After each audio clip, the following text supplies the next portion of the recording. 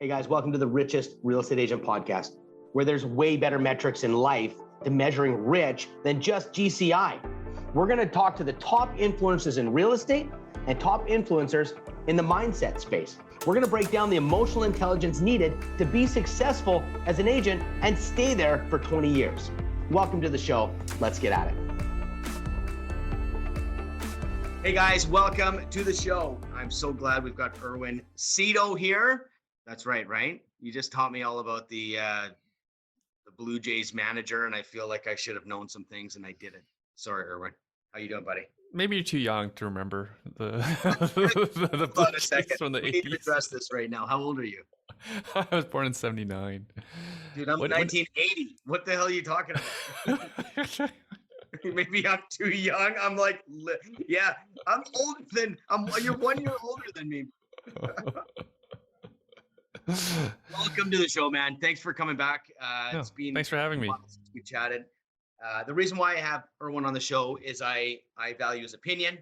I think he's a big thinker. He's an entrepreneur. He's been in the real estate world for most of his life. In some way, he's pushing himself to be better, and he understands the inner game a bit. And we're going to have some conversations about that. So, Erwin, why don't you just make it paint a picture of who you are.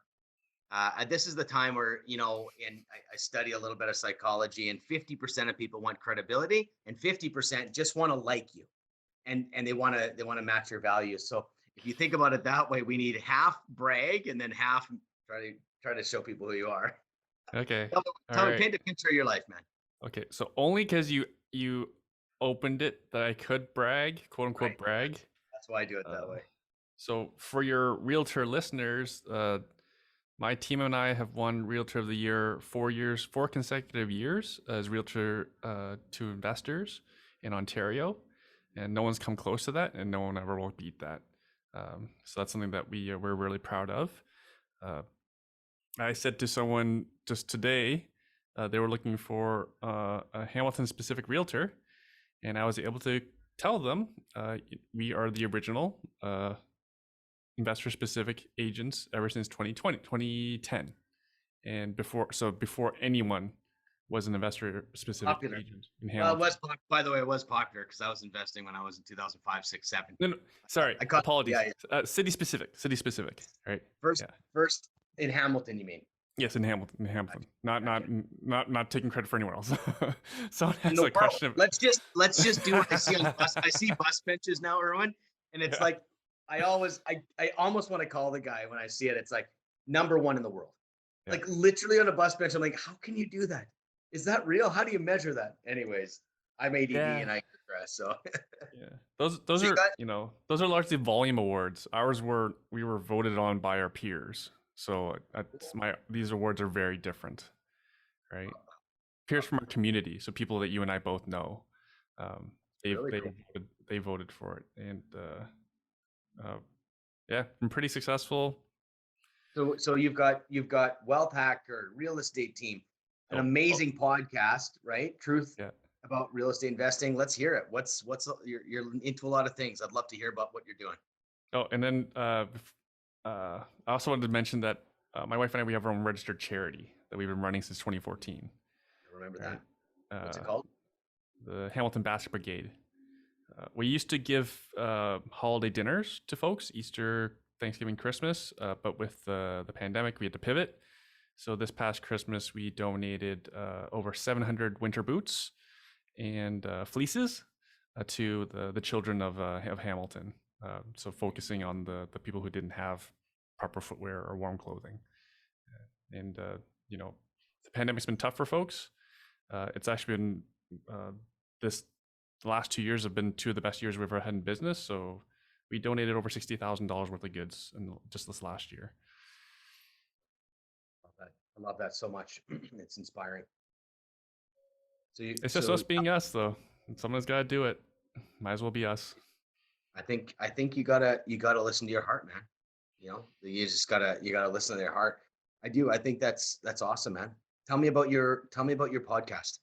Because I think, by the way, I've seen some pretty neat stats coming out. I don't know if you're just making that shit up and posting it, but because I'm seeing some good stuff. I'm seeing it, What's give me where are you at with that? You've been consistent, man. Beautiful podcast. Thank you. Well, you've been on twice. Those were good weeks. Oh, I've been running what it else are since you gonna say? 2016. And then before the podcast, just for folks who want to know about podcasting, I've been blogging since 2010.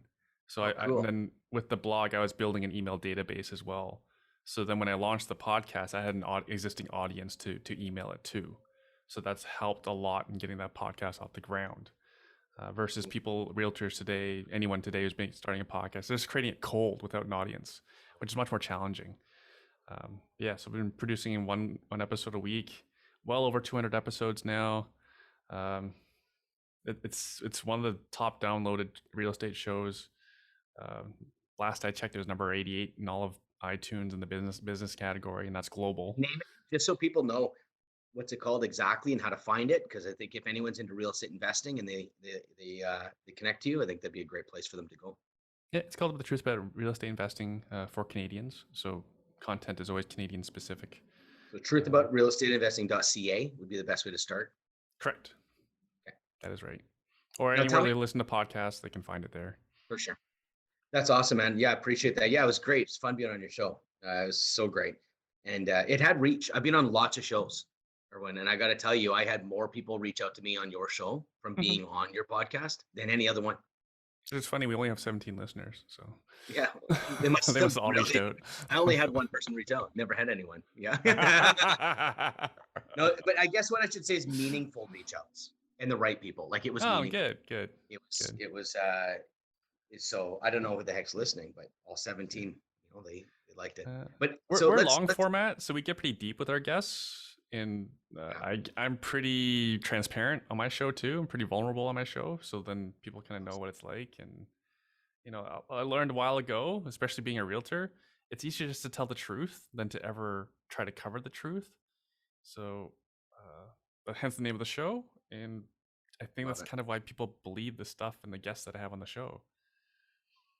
Yeah, I like that it's kind of a truth-telling show. I love that. I think that's needed. Now tell me this, I got to mention Grant Cardone. Mm-hmm. I watched you go through that from a Mm-hmm. distance. I Oh watched, boy. yeah, and I think it's really interesting. He's really popular right now, and you brought him in for a conference. And I remember even when you were doing that, I think you said, "Hey, which I think you were getting some information, be like, who'd be best to Polling, bring yeah. in?" You were polling, Yeah. and you brought in Grant Cardone, and you had a huge event in Ontario, successful event, and so cool, man. And that's what I mean. It takes a really big thinker to pull that off, right? Because I don't think you just call him and he comes, right? Why don't you just I want to tell a little bit about the process of putting that event together and actually bringing Grant Cardone out. It started off with an idea that, not an idea, but a standard business practice in my world is to host free training events, right? And then we're like, oh, free training, free. No one respects free. You got to charge something. Okay, fine. Okay, we'll charge something. All right, we should, if we bring in a speaker, then we can probably draw a larger audience. And like, okay, who's available? And then someone threw out the name Grant Cardone was available. I'm like, okay, that's You're the thinking 10x. You're thinking like a top investor or Yeah. I was Grant thinking Cardone. like, I get like Ben, maybe get Don Campbell, Yeah.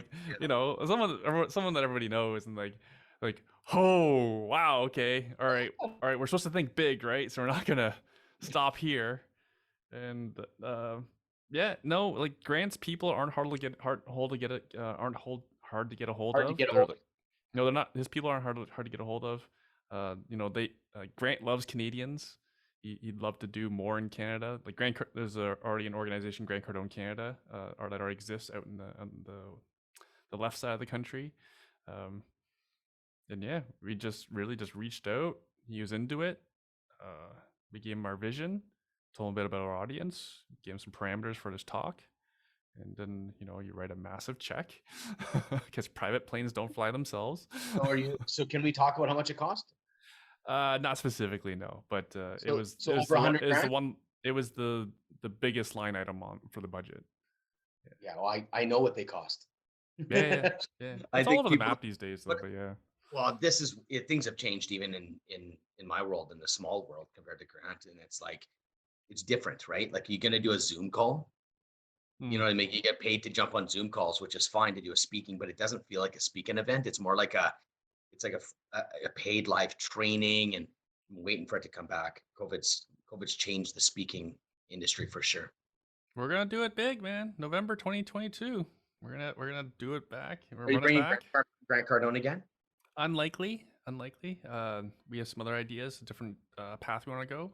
Uh, Same size though, same level of influencer uh, or bigger? Probably, yeah. But we expect larger number of Yeah, attendees because first we time. just had so much momentum from the last one. Yeah, It was it's uh, great, it was man. a huge success. It was a huge commercial success. It was the feedback was just phenomenal. Like I was like in tears from Well, the the after pressure party. that you went through, right?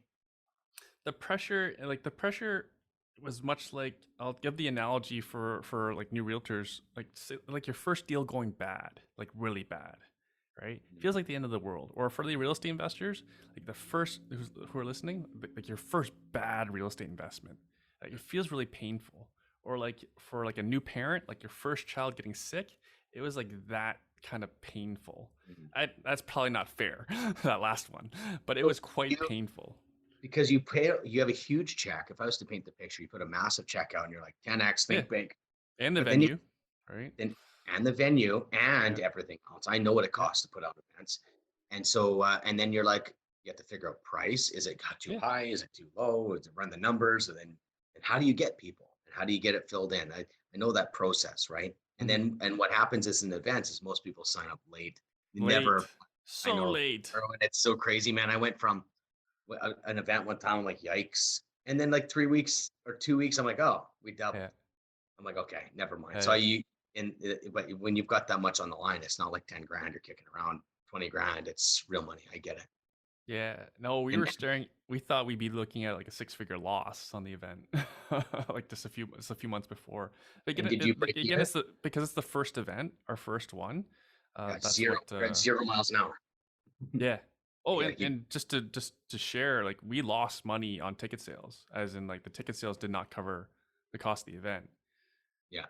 And also to give context, like my wife and I have significant email databases, right?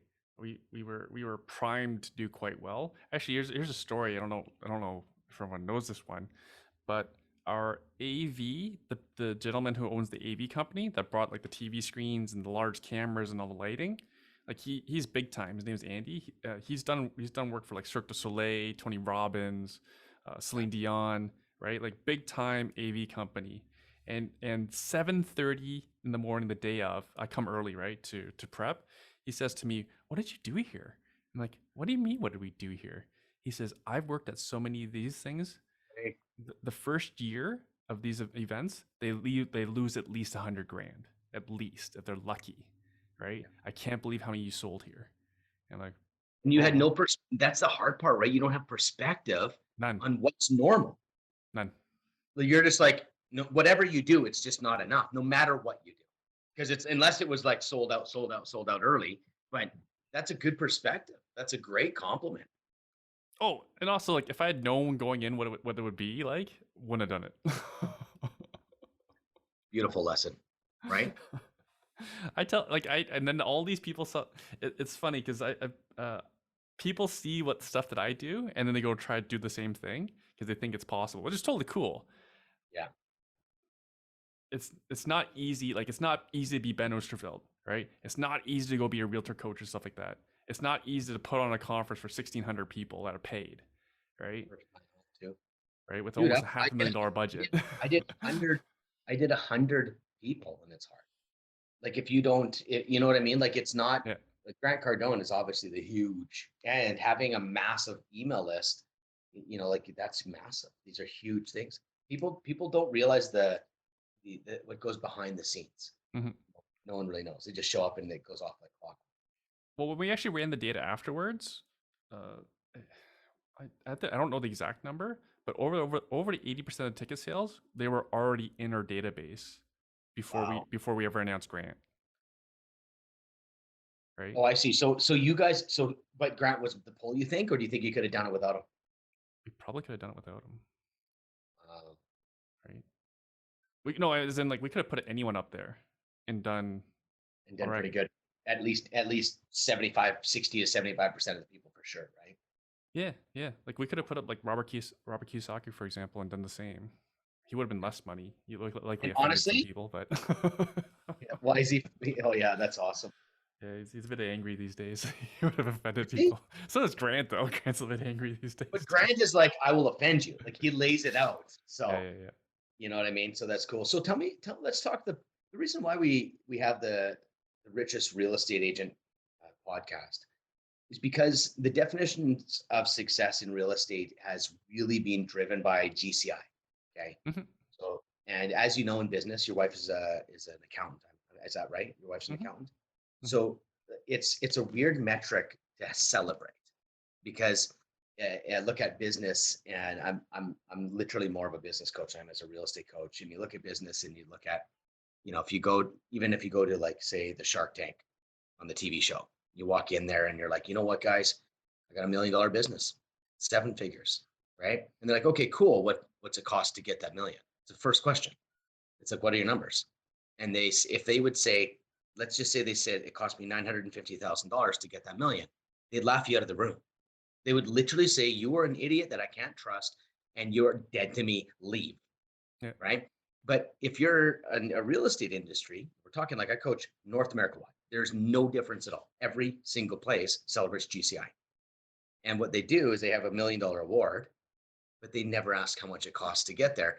So they could go to the awards, say, I made $1 million this year. They say, okay, great, you've got the diamond award, or you've got whatever. And then they treat them as if they're the leaders and the gods of the industry. Yeah, Seven that stuff makes me figure. puke.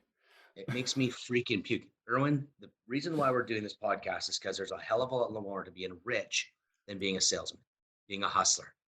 You know what I mean? I think there's a lot of the amazing training that gets people to the place of sales, and they get 40, 50 sales under their belt. But after that, the cost of everything else in their life starts coming into play. And Hmm. they feel like these are good people that would have done it differently, but they're just following the culture of the industry. And they're just going, yeah, I'm going after the award. There's no net. They don't celebrate referrals. They don't celebrate how long you keep a client. Can you keep a client for 20 years? Doesn't matter. It's your GCI. And so in industry, I want to create a different conversation, because here's why. 5 to 10% of the people that are hardcore love the money conversation, the standalone money conversation. 90% of the people I talk to, they want freedom, they want family, they want holidays, but they don't know how to turn their real estate business to serve Hmm. them. Hmm. And so this is why the show's here, because of mindset. Business needs to be included into this conversation. And I figured Hmm. you were a great guy to talk to. What's your Ben, I just thoughts like to around add all to that? that. I like to add to that. I think people want to do work that aligns with their values. So there's a lot of realtors who are good people and want to do good work. Yeah, Sadly, there's probably the 5% out there, the loud ones. the whatever you want to call them, Sure. who are just driven by the money and don't care what it takes to get it, including who they step on. Yeah. Right. And the sad thing is, like, those people are celebrated because, like you said, because GCI is the golden prize, right? So you're the goldies, you're the king or queen of GCI. You get put on stages, you lead training events, right? Hey, Yeah, and then that sets the tone of for the culture for that organization, that brokerage, that training event, and got it. like this is our idol.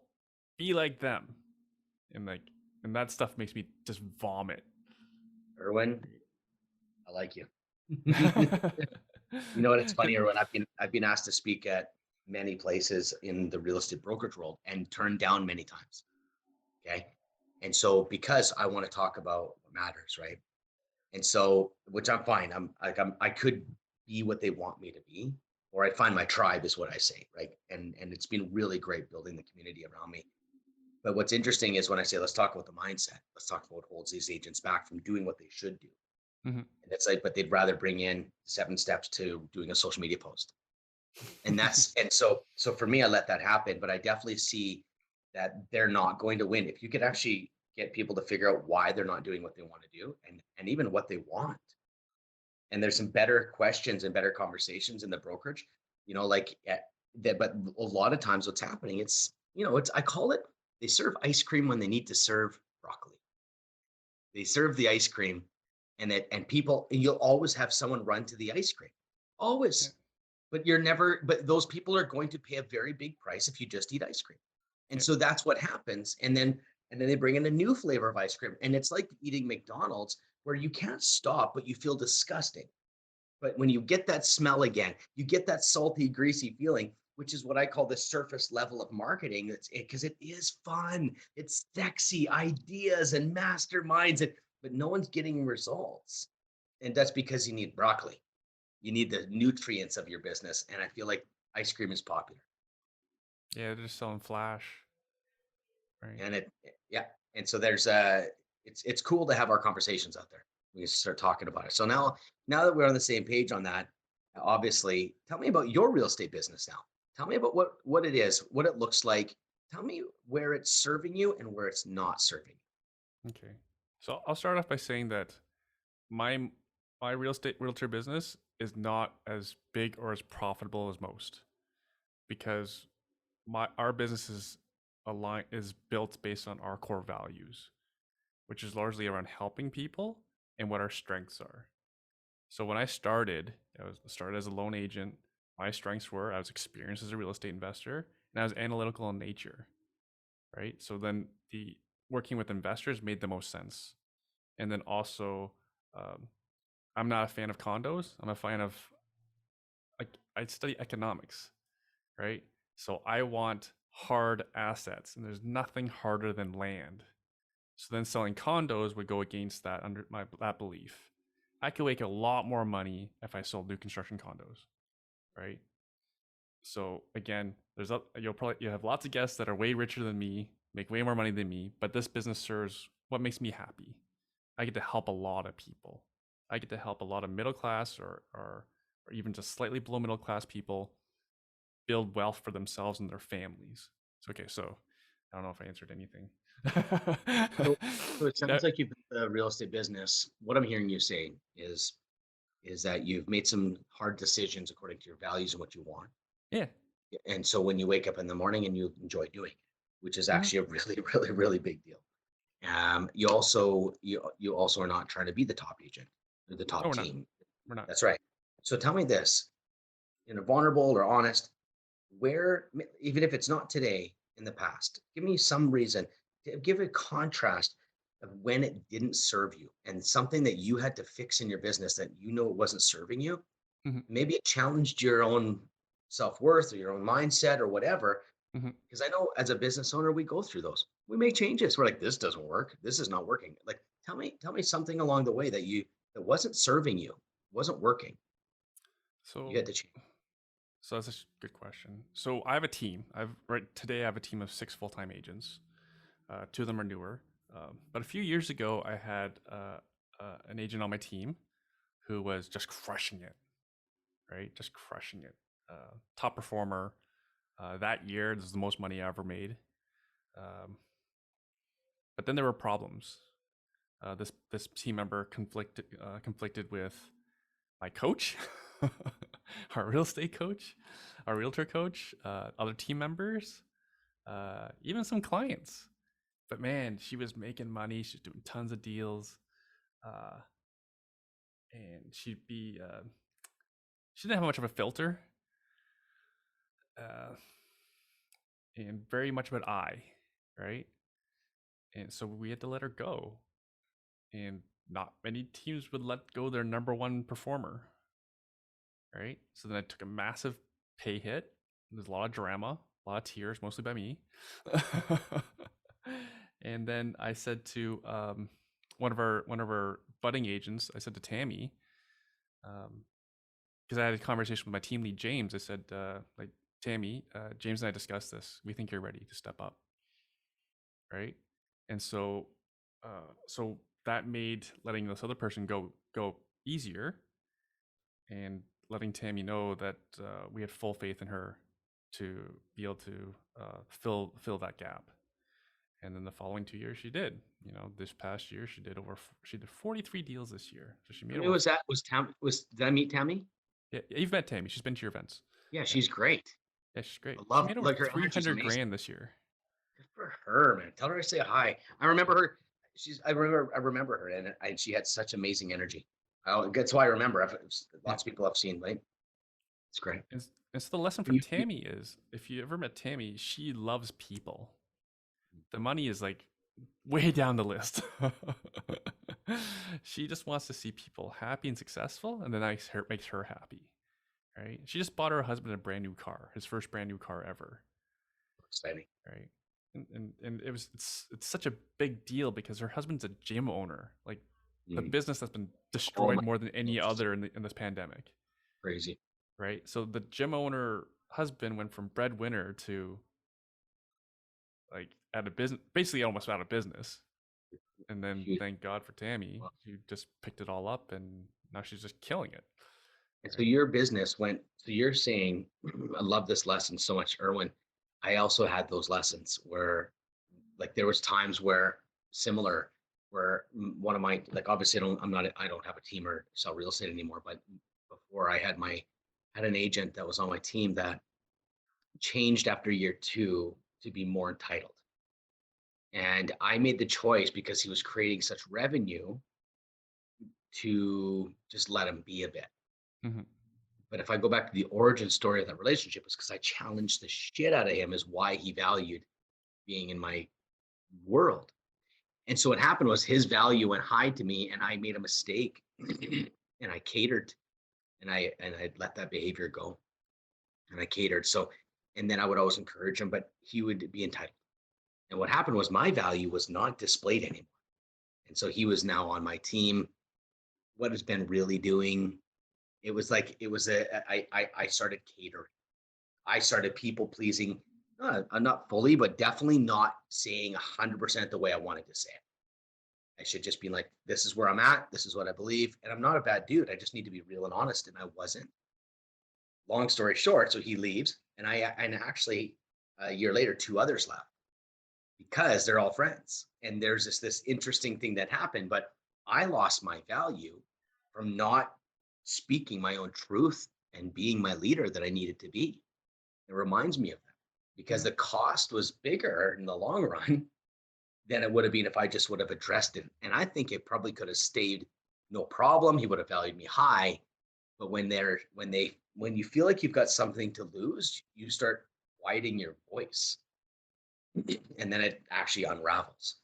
And so it makes me think of that story when you think about telling your top person to be like, doesn't fit, which is like balls of steel. It's a very, very difficult decision to do. Because like we were sharing earlier, like those situations that make us puke, Yeah. that person would be put on a pedestal and be taught to train people. Now you train And all the new agents that's right. to be like That's you. right. And the trainers are chosen by their revenue. It makes me think, Erwin, that remember when the Phoenix Coyotes were going bankrupt and Wayne Gretzky stepped up with a group and they bought the Phoenix Coyotes, the NHL team, and or helped in some way. And then he made himself the coach. Okay, so if anyone doesn't know Wayne Gretzky, either they're brand new to the earth or they're not a hockey fan, but the best hockey player that's ever existed. The stats are just 10 times more than most even come close still. He was the best player in the world, but then when he went behind the bench, he was a horrible coach. Like it was so disheartening to see this great called the great one, like is his name, screaming and yelling at these young kids who are in the NHL. And he can't get them to do what he did. There's the way we're choosing coaches and the way it's all based on GCI. Really, that's who gets to speak. Yeah, that's your only measure. I had a lady send me a message and she's like, "Hey Ben, I really want to talk to you. I hear what you're doing. It's really different and it's good, blah, blah, blah." I said, "Yeah, sure, no problem." I said, "We can chat." She goes, "Well, the only thing is though, because we're booking a call, I want to see who they are." And she's like, "Oh, just one thing though. I sell 400 houses a year, my team, and I won't take anyone that's not at that level to coach me." I said, "Well," I said, "what do you need to do? Like, why, if you're at 400 deals?" She goes, "I want to go to the next level." So I said, okay. So in my head, I'm going, you have 400 transactions a year. You could be happy at 200. You could be happy at 300. So my thinking is she needs human development. She needs to get clear on what she wants because what's the next level? 600, 700, 800, 900. I did that. I own 61 properties, Erwin. I did. I bought like so many investments and it just didn't Right. sasatisfy me. It was I got to buy the Oilers. I got to like it just so Okay. much. And so I You weren't know at your that, peak happiness at 61 properties or doors? Or dude, it just every time I got more, I felt less. It was the craziest thing. But it was cool to tell people like, yeah, got lots of doors. Deep down, I'm like, I'm a loser. And I couldn't shake it by growing big enough. I'm not saying that's the problem with that lady who called me, but what's interesting is I challenged her and I said, okay, well, I said, I don't know if I'm going to be your coach. I said, first of all, I've never sold 400 properties. So if that's your criteria, I'm out. Never sold 400 in a year. And then I said, the other thing is you have to realize though that just because someone makes sales doesn't mean they're a good coach. I said, if that's your criteria, and then literally ghosted me, never talked to me again, which is great. But I bet you someday they'll come around when they realize that 500 and 600 still is not making them satisfied. Or Mhm. maybe it does. Whatever. What am I to say? But it's just that your point is who's teaching the industry. It's really interesting. Those are the guys. Yeah. It's Yeah, crazy. and a lot of things don't like yeah. For example, like myself, I'm an introvert. Like I've been to training stuffs, and they teach like door knocking and like Not your thing. well, they call it warm calling, but it's like, hey Ben, you don't interested in buying, selling, or investing in real estate? You don't? Can you give me 3 names and numbers, and I'll call them. That's Right? And hardcore, man. That's and then that's they old school hardcore. yeah, Hardcore. and then I'm supposed to go call them, and like as an introvert, like that's like a massive expenditure of energy, right? Like, you know what? That's the one thing I realized. I have a video out I put out, and I probably read about 100 different ways to do real estate. I'd read it. I'm like, here, how about this? I did it fast. I do this, do this, do this, do this, do this, do this, do this. I said, maybe you need this, maybe you need this. And it just there's this massive amount of things that you could do. And there's 100 ways to do it. There's Mhm. 100 ways to do it. And usually extroverts are the teachers. Most of the time they're the ones on stage, right? Right. Which is So why I choose a podcast. I can hide behind a microphone, right? yeah, it's cool, man. And you also chose long. You also instantly went to building an email list, Yeah, blogging. Like play you long actually, game. and that's so introvert. Just take a long game. Take the long game. It's better anyways. You'll build Mhm. relationships for real. You know. Hey guys, Ben here, real quick. Realestaterebootcamp.com. This is where we're helping real estate agents who are busy, who are maybe getting a little disconnected from their family and the life that they wanted to live before they got their license. They need systems and they need to get their business to serve them versus getting trapped in their business. They need systems, they need help. Jump on a call with me, realestaterebootcamp.com. Cheers. Back to the show. That's good. So if you were to go back, the one thing I like to think about is old school. Okay. Old school versus new school in real estate. So I grew up with old school. I grew up with, when I say old school, yes, old school selling. But the thing is, I grew up knowing that, like in my mind, to serve someone in a business, I always like to picture, let's say the butcher. Okay. The butcher in 1930, he's closing up his shop and he realizes he's got some meat, might be going bad soon. You know what? He could just chuck it, right? But instead, he wraps it up in some nice brown paper. He tapes it up nicely, gets in his car, takes a detour on the way home, drops it off at a lady's house that has some dogs. And he says, "Hey, I just thought of you. I thought this would be great. Not manipulation, not a fucking tactic, just being human." And then he goes home. What happens to his butcher shop though? Everybody knows him. He becomes a brand. He builds a community without saying, how do I build a brand? How do I build a community? What's the next tactics? It's like, what are Yeah, you really doing to invest in these people? Not tactically. And yeah. so I think about that, and that's how I like to approach everything I do. But it's like try to build that, and that's the old school. So think about today with social media and new school. What are we missing in the industry?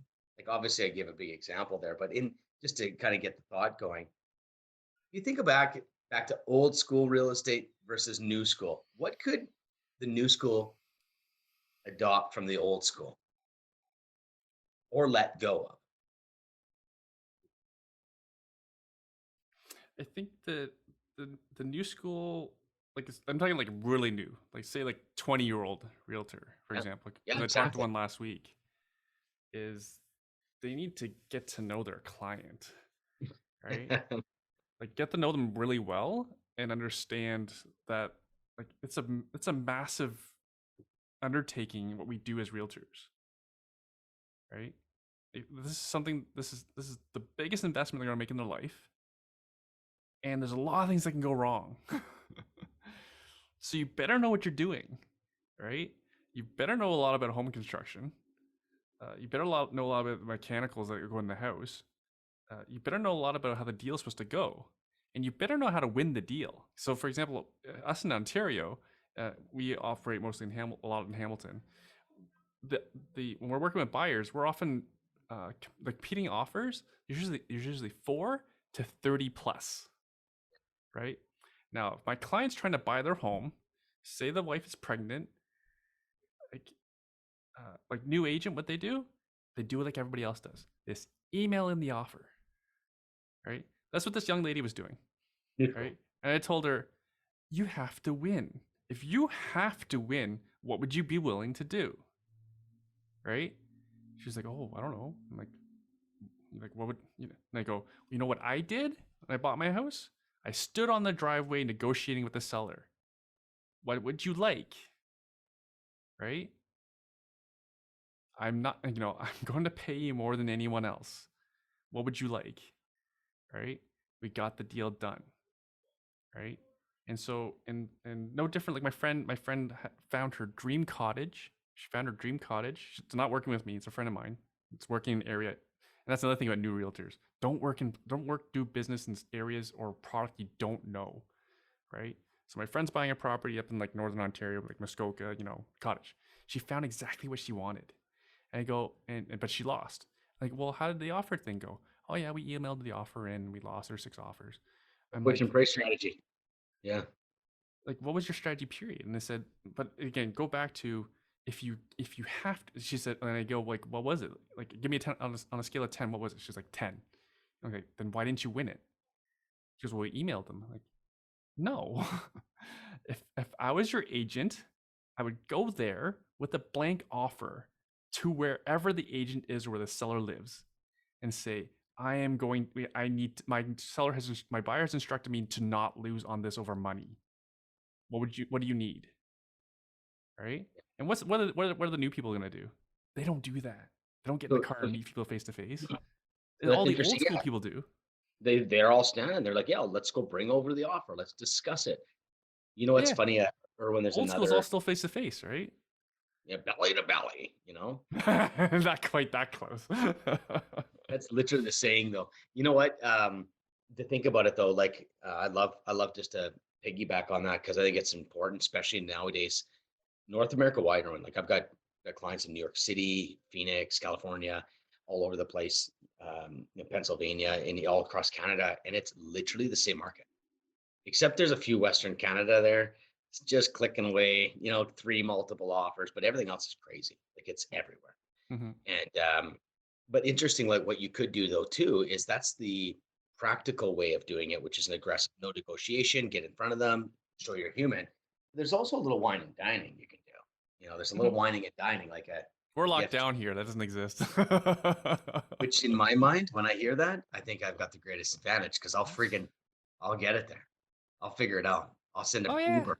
I'll send my offer in a freaking Uber with a bouquet of flowers and their favorite wine because I researched their Facebook site, found out their favorite drinker, and there's a letter from my buyers. Like there's this a little extra you can do to get noticed, and they even might know it's tactical, but the effort definitely shows. I remember Erwin in a multiple offer. I was representing a family, and you know what happens when there's 2 other offers and they're like, yeah, I'm going to go 5 grand under list. And you're sitting there, you're just one, right? You just want to be like, okay. And it wasn't as crazy as now. But the thing is, what happened there was I said, okay, here's what we're going to need to do. So we went through the house, we looked through the house and we said, who are these people? We can't just send a little letter. We need to connect with them on an emotional level. And we saw a lot of kind of like things that would represent that they're interested in energy, which my clients were too. So we found a common ground. Like there's like crystals around and different things, and nothing crazy. It was just a little bit, Okay, I and thought it you meant looked like like solar panels, like power it, walls or something. real logical mind drawing. And so what we did was we wrote a letter. I said, write a letter and tell them about the energy of the home. I said, find a way to connect with what they love because that's what you love too. So they wrote a letter and they said, and it was not just write a letter. It's the connection was what they needed to have. Because if it's a friend, they're going to sell it to a friend. If it's close in price, they're not going to cut out a friend for $1,000 or $2,000. So, anyways, long story short, wrote the letter. The letter was delivered. They chose our offer. We were third there was first one higher, second one higher. Ours was third. And so it's a really interesting thing that a human emotional connection matters. So if you add the emotional connection, finding that common ground, find the places where you guys have a common ground. Now, I don't even know the buyers. I'm like, give me 10 minutes. There's all kind, you can figure it out. Whole title, check their Facebook, do some private eye work. And like next thing you know, they're part of a hockey league. Then you check the hockey league website. Oh, wow, he's an assistant coach. So am I. No way, same league. Bam. Like do a little bit of work. Most people won't. No, the email, right? So the old Just email school the is that. offer. Old Yeah. school is that, you know. The non-school. I don't So, know. old school is like I remember my dad being a salesman, and that's what they did. Like like back in the day, quality and service of the baby boomers when they were 20. It Mhm, was always quality and mhm. service. But now it's quantity, right? It's quantity and speed. Quantity and speed. Quantity and speed is the new gen. And I feel like hearing you say like, you know, get to know your client. It's actually so brilliant. It's such a simple line. Here's some coaching. Here you go. Hey guys, get to know your client. It's so funny that you'd have to say that, but it's so simple.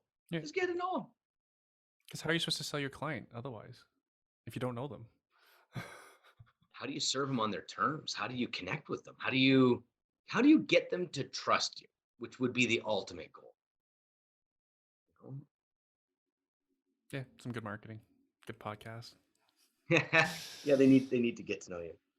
So let's talk a little bit about mental health in real estate.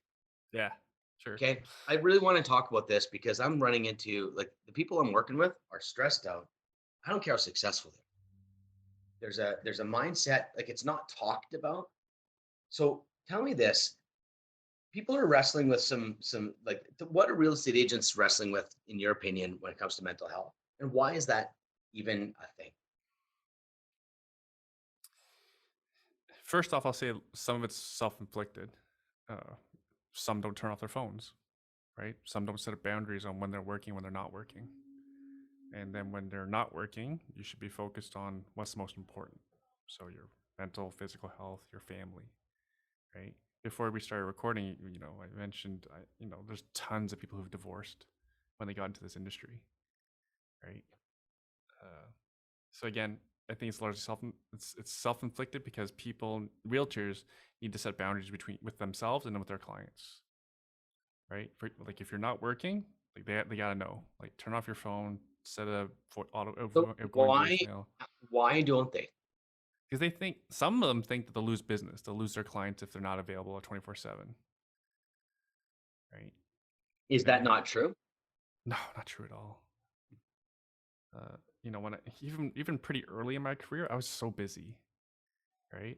And then I actually thought that was a decent marketing thing to my client was Always I'm available. not available. You have to book me ahead of time, right? Oh, you So that flipped. way they knew I was busy and I didn't rely on them.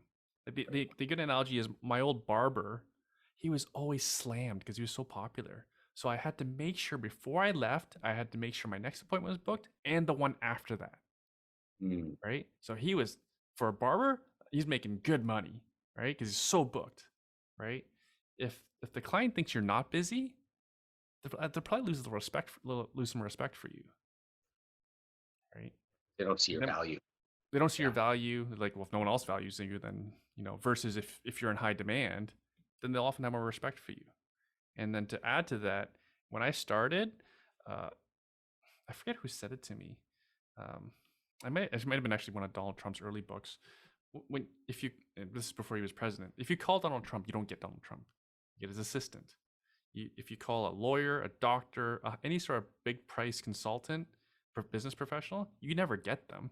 You get their assistant. So I wanted to be held to that level as well in terms of value of my time. So within my first 6 weeks, I got an assistant. And that was the first phone call. Like they got the first phone call, never to me. You know what I mean? Again, to set boundaries because then I needed admin help because I stink at paperwork. I'm fine at it. I'm just better things I can do with my time. Right. And I think again, that's self-inflicted because a lot of realtors are either cost controlling, way too cost controlling, or just too controlling in general in the process. No one can do paperwork as good as I can. Or they don't trust, or they have a perfectionist mentality. Mhm, They can't handle if there's a mistake. mhm, And so they would rather make the mistake themselves mhm, than, and then they could beat themselves up because if someone else makes a mistake, they can't really beat them up. It's mhm. almost like this weird psychology. I run into it constantly. It's one of the biggest limiting mindsets out there is perfectionism. Well, like you So said as well earlier, just because you're a good realtor doesn't mean you're good at training an assistant or that you're a good that's so manager. true. So true. Right? Most entrepreneurs are terrible managers. And that's actually one of the secrets of my business is I hired a team lead, James, who's my vice president, uh, and to be my team lead because he's a much more of a structured, slower paced guy than I am. I'm the crazy guy with all these crazy ideas Yes. who wants everything done yesterday Yeah. versus he has to, here's 30 ideas and then he's got to take one of them and try to execute it, right? Which takes a lot of time, Yeah. right? So I've got a question for you. I feel like there's a real target real estate agent that I'm thinking about a lot, and because I think they're slipping through the cracks. There's so much help for newbies, tons. Okay, like there's lots of sales training, there's lots of new agent training. You know what's where the hole comes in is when the agents say got 30 deals, 40 deals, they haven't built out infrastructure and they're doing pretty good. Like there's this calm before the storm where it's like they've got the business going because of hustle and good sales. They've got enough sales, but now they're starting to feel that feeling of like, uh-oh, am I getting a little too busy here? What do I do? That part of the business right there, usually people just end up burning out and then redoing the system over and over again. But there's that point where they're starting to do well. If you were to give some advice to that person, so they don't burn out, so they can continue on and get the traction versus getting too busy and then service drops. What would you tell them to do? Hopefully they already have their assistant and it's an excellent Hire. one, right? And if it's not an excellent assistant, Oh, still Erwin. Great. if that assistant isn't excellent, go find one. Because Great. a good assistant you usually fall in love with, and you can't Love it. imagine your life without them, right? Yeah. So if you don't have that person, find them. And then I followed the classic path. Like I had a coach, I had a real estate coach, a realtor coach, and the first year I did 30 deals, which was pretty quick. I recruited one of my clients, James, actually, to be my first buyer agent, right? In order to that's because that's the only way you can grow is in a realtor business. The only way you can grow is to have more. You need staff, you need buyer agents, you need listing agents, you need whatever. And then we invested heavily in training. I've always invested externally because I wasn't the one to deliver the training. I knew that about myself early, and yeah, we've always been focused on educating ourselves, continuing to always learn. We don't never What's rest on our what's laurels. what's your long game to keep your clients for 20 years? Long game too. Sorry, Keep your clients for 20 years. make sure they're successful. What's your And systems? Like how after you give them their keys, what happens then? I find it's a massive hole. That's why I ask. we're not the nice we're not as touchy feely as other teams are. A lot of our success comes from the fact that our clients are financially successful with their real estate property. Uh, Yeah. and part of our system, okay. So sometimes I don't always think of these things are systems, but Yeah, they yeah, are. exactly. Yeah, for Right? sure. Like what do you do? So because we work with investors, we have contractors, fence people, plumbers, concrete people, all those sorts of things, right? We have a Yep. whole property managers, especially. We have all those sorts of things, paralegals. We we basically drop our client into our ecosystem, and then they can basically just take our model and run with it, because the property fits our model. So we have a very good idea what the tenant's going to be look like, what the rents are going to be, what renovations need to be done, what the maintenance will be, you know. And so it's like an investment in a box, and then our clients become successful. And then I host monthly meetups There pre-pandemic. it is. So there it is. So you have your monthly meetup after the sale. They can Yeah, go to the monthly they're meetup. all invited, Yeah. So that's right? what I mean. Like I think about like when like if you think about most agents, what happens after the key release? It's crickets, right? And then Yeah, there's no real newsletter, there's no connection, there's no birthday gifts, there's no, but that's why I'm really wanting to put this out there, because obviously you're doing something, which is obviously you got a way to touch your clients afterwards. It yeah, just now yeah. sounds like you're training. And some of the clients want attention, so I have a podcast that is highly There valuable you for go. them, There you right? go. And so now that's right. Right, and So that's that's right. something So that the no one else can do podcast for them. actually, so that's pretty cool. You're continually educating them on and meeting them on what they want from their terms, which is investment education. Oh, but I even bring them on as the guest, Ah, so they okay, can self cool. promote, See, there's right? another touch. That's great. That's great. Yeah, okay. What I'm thinking is that for people to listen to the show, it's like to really identify those things, right? Like the things that like after the sale, what do you do? Oh, and then It's if you can, we stole something you from know, you. oh, We oh, always thinking about what gift before they ever do a deal. you got It's it. part of Day getting to one. know the client. Yeah, Day part of one. day one. Usually doesn't ever happen day one, but we're Yeah, before the yeah. transaction. We're always thinking about what gift would So I like good. to give this person. Because that's gonna get the longevity of the relationship. Because when you have something, when you're giving someone to someone like that means so like the cigar they couldn't find, or the the Hot Wheels car from their childhood. Like if you bring Hmm. in anything that's got that emotion tied to it, Hmm. they're gonna instantly connect you to that emotion of the Yeah. most beautiful nostalgic value. And there's my face. Hmm. And it was thoughtfulness that opened that door. And then forever, it'll be like, remember that? Remember that? It's like the longevity of the relationship is always based in the emotional connection, Yeah. not the performance of what we do, you know. I just say the performance is pretty good too. We've helped It's got to many it's got clients to be. make $1 million plus. Yeah. No, but that's not. I'm not saying that's the answer. I'm saying that the longevity will be emotional, but there's also in your world, because it's investments. They're going to come back to you if you continue. Because if they have a good experience, they're going to want more, because they know what it's doing for their net worth and their family's net worth and what it could do for their friends. So they send us referrals. Uh, Yeah. for an employee, actually, what happened was I knew she was a big cigar fan, but she'd go to the reserve and buy them. She just a frugal person. Yeah. Okay. Yeah. Yeah. So I I knew nothing about it. I asked my like really rich friend, like, you know, how much are these things? He's like, they're really expensive. I'm like, okay, what does $200 give me? He goes, friends and family price. I can get you 2 Cohibas. So I was like, okay, that's all I'll take.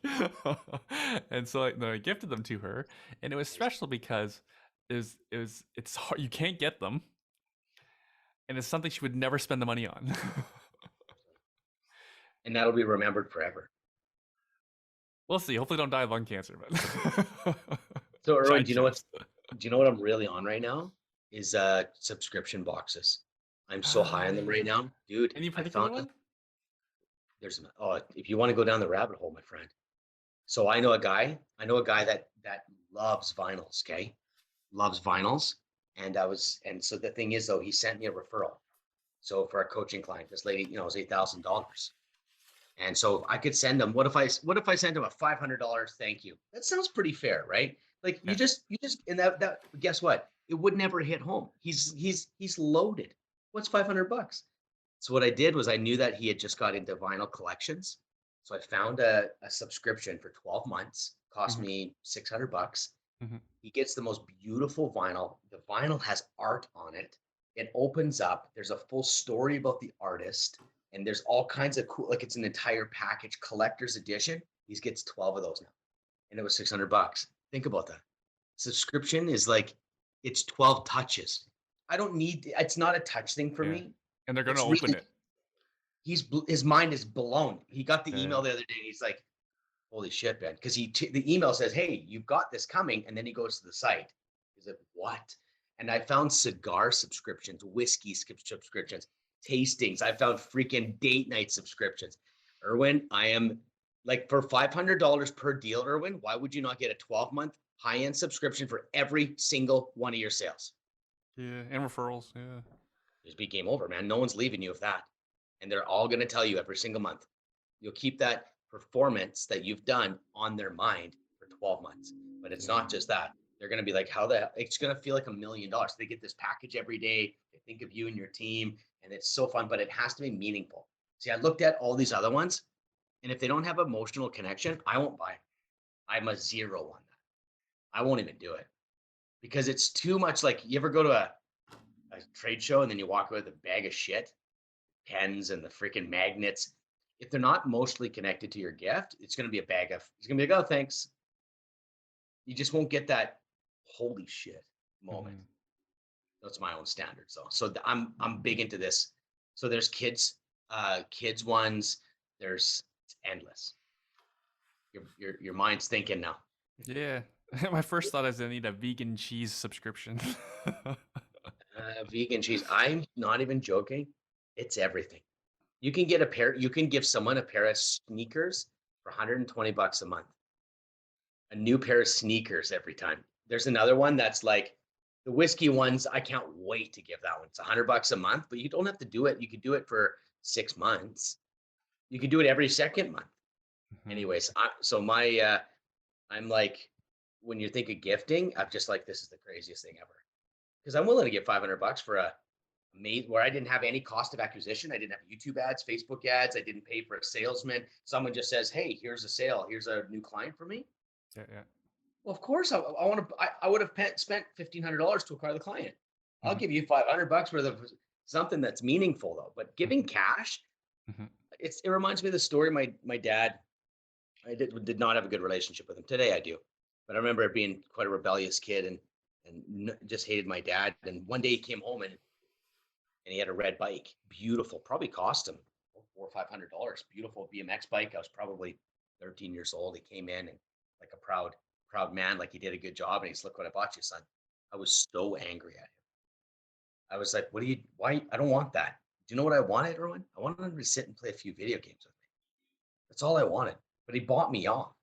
Mhm. And it was like, here's this, because hey, let's go to Disneyland. I don't want to go to Disneyland. I just want. So I craved the emotional connection as a child. So Erwin, you understand why I know this really well. It's because it's from my childhood. It's my own pain I've gone through. So when you connect emotionally, I value that really high.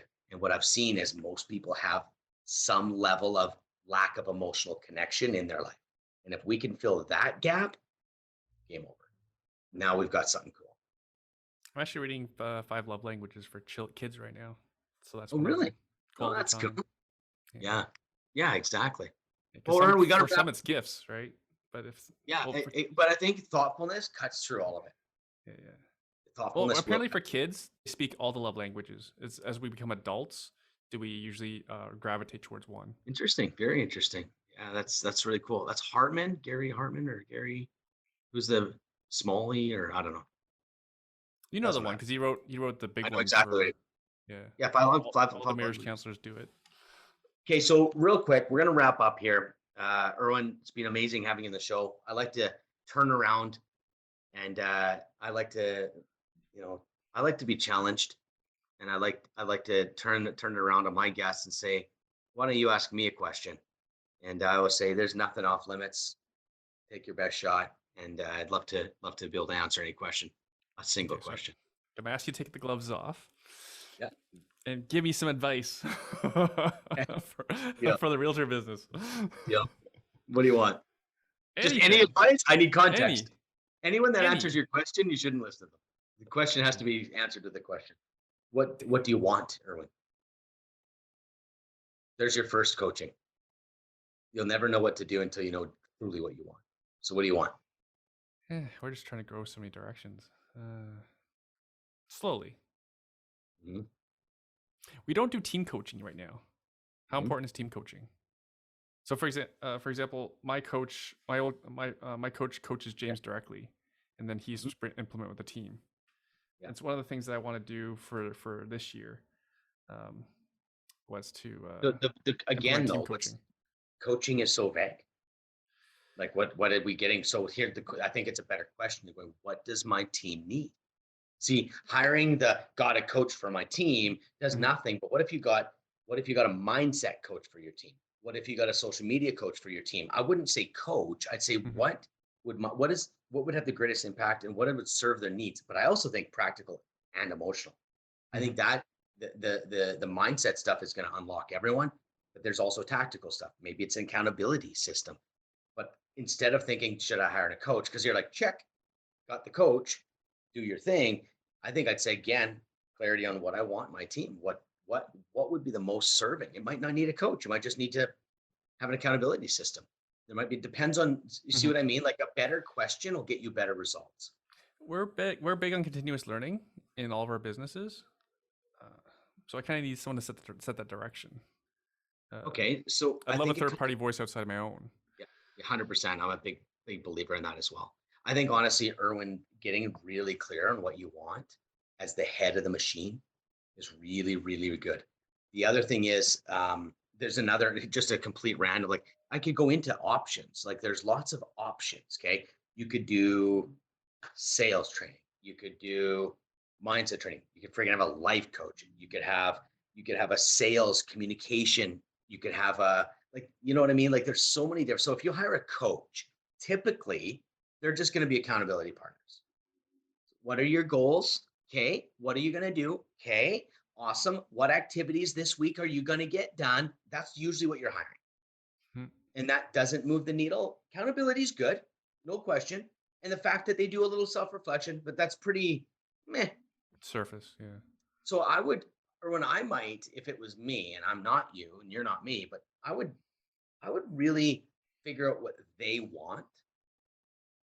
I'd maybe go backwards and be like, Hmm. help them understand maybe like, what do you guys want? And yes, there's the goal of the sales. Yeah, there's it, but what do you really want? And if you can help them satisfy an emotional gap in something, this team is going to be tight. Now, because I'm a big believer that you raise the energy of your team, you'll make more money, and you'll also have better energy, and you'll also attract better people. So that's just me. I come at it from the inside out, like you know. And so there's something that there is maybe this is a crazy thing. I don't know if this is something that you'd be into, but we have retreats because I'm so yes to coaching. Yes, but I wanted to if it was me, I'm defining a heck of a lot more of what they want and exactly what I want from a coach. Because I think a lot of times we're like, got a coach, sounds good, they're successful. What are you going to do? I don't know. And so I think there's a little bit more intention when it comes to bringing in the coach, and it'll make your team better. And it's also respecting them Hmm. because you go and do a little research with your team, they're going to feel psychologically heard, and you'll be able to bring in a better solution. Because if you're like, hey, Ben, I need help with sales, or hey, Ben, I need help with connecting with clients, I need a better client experience, I need a, okay, now we can target that stuff. But if it's like, I need a coach, why? So that's the vagueness. So the last Hmm. thing is though, this is thing I've opened up retreats. Like I usually only do this with my business mastermind group, but I've got one coming up Northern Ontario, October. You're never going to even see me barely market it. It's literally going to be sent out. There's going to be maybe 10 or 12 people, 3-day deep dive into clarity, who they want, understand who they are, and it's going to smash some limiting mindsets. It always does. And they come out in another light. They come out looser, more connected. And I've seen it's just, I can't explain to you the results that we're getting. That's why I opened it up to just I'm doing one this year that's just open to anybody. And my vision though, Erwin, is I believe that this is where I would bring my team. Like even if it was Lululemon, I'd bring my team to that because there's a level of connection that you guys can draw close together. And it'll change the energy in the group in a really good way. But they got to be open. And this is the challenge. I don't know how the open the team is open to a self-reflective journey and a 3-day retreat where they're a little bit off grid. And so what happens is what's left standing is they look at themselves in a real honest way. And a lot of people have a hard time with that. But then they get out of their own way and then they pop. They pop in so many levels, deeper relationships and way more money in sales. It always comes together for me that way. So that would be a really trend setting style of coaching, because the old way is an accountability and on goals, right? So, so That's pretty cool. very, very multifaceted answer there for you. Is it just the realtors? Do they bring their spouses, kids? Spouses. I've had a father-son come. It's wild. Kids? So 5-year-olds running uh, around? s- no, the kids. I have thought about it, about something for that. I'm just not evolving it at 100 miles an hour. It's going to be a place for the right people to be there. So for now, there won't be any kids, but a teenager can definitely come. My daughter, who's 15, came. It was unbelievable. Like, it was, her self-awareness is just nuts. Like, if you sit and talk to her, you'll just be like, well, how do you know this stuff? So, but yeah, that's October, Northern Ontario there. That's why I thought maybe in Northern Ontario, but I'm going to keep doing that. I think there's a place. I've had wives of husbands that I've worked with come on their own, which is Mhm. crazy cool. I've Mhm. had husband and his wife. I'm about to put out a video. I'll make sure I let you know. It's husband and wife, well over $1 million agent, who were separating, and we work together. They're back together, Oh, deeply sweet. connected. And Nice. they came through my retreat and my training. See? Isn't that a better Dude, it's like, reward that's than all. money? And know what's crazy? He's made more money than he's ever made as well. So I take the back door to success. Yeah. So it's the back door. The Yeah, front yeah, door is aggressive, which yeah. is fun. Which is fun too. But Awesome. or Yeah, when I send me really details. appreciate you. Sure, man. Yeah. When I have stuff, I'll send you that. But Carson actually made a video with his wife. He said, "Can I help you, Ben?" I said, "Would you tell your story?" So he literally took a half day with my video crew, and he filmed this whole story about how the retreat affected him and his wife and his kids, and it's crazy in his business. So I've had that on the shelf now for probably a month, and I haven't posted it yet. So I'm just sitting with it, but because it's a weird thing to post to me. Like, it's so real, and I just want to respect it. I don't want to just be like, check this out, guys. I want to just honor that. So I sit with it for a bit. But anyways, Erwin, we'll keep in touch. But I appreciate you being on my show. You're one of the first guys I thought of as we're rebranding to the richest real estate agents, and I appreciate that. It's nice to reconnect, man. Awesome. All right, I'll have you back on the show too. Yeah, let's go, man. Talk about mindset or something. Yeah, Okay, cheers. so many people are looking to be realtors these days. I don't know Well, about you. it's back to 2008 again. I remember that. I remember everyone back then wanted to too. Everyone does, and you're gonna see it. It's just a cycle. I still don't know how long it's going. So, anyways, have a good one, Aaron. I'm gonna hit Have a good weekend. end here. Cheers, man. Thanks, man. Hey guys, thanks for listening to the whole episode. I just want to remind you, realestaterebootcamp.com. This is a place where we're really transforming hustlers into business owners, a place where we're actually designing your life and finding the business model and the style of business that actually is going to serve the life that you want, helping you get really clear on what makes you happy versus just chasing the next deal. That is tiring. It's going to cost relationships. Check it out, realestaterebootcamp.com. Let's chat.